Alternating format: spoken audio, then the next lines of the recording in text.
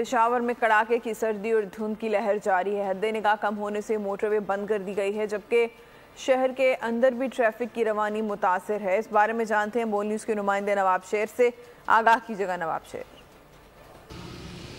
جی بالکل، پشاور میں شدید سردی اور دھند کا راج قائم ہے اور اس وقت شہر میں جو ہے وہ شدید دھند ہے، جس کے باعث ٹریفک کی روانی متاثر ہو رہی ہے، جبکہ M1 موٹر وے کو بھی ہر قسم کی ٹریفک کے لیے بند کر دیا ہے اور ڈرائیور جو ہے وہ فوگ لائٹ استعمال کر رہے ہیں، جبکہ ٹریفک حکام اور موٹر وے حکام بھی جو ہے وہ شہریوں کو محتاط ڈرائیونگ کرنے کی ہدایت کر رہے ہیں، جبکہ اس کے ساتھ ساتھ شدید دھند کے باعث جو ہے وہ فلائٹ آپریشن بھی شدید متاثر ہو رہی ہے اور بہت سارے پروازیں جو ہے وہ دھند کے باعث منسوخ کرنا پڑی۔ اسی طرح جو ریلوے سروس ہے وہ بھی دھند کے باعث شدید متاثر ہو رہی ہے۔ تو اس وقت پشاور اور اس کے گرد نواح میں شدید دھند کا راج جو ہے وہ جاری ہے، جبکہ دیر اور چترال میں -3 جبکہ مالم جبہ میں -2 سینٹی گریڈ تک جو ہے وہ درجہ حرارت ریکارڈ کی گئی ہے۔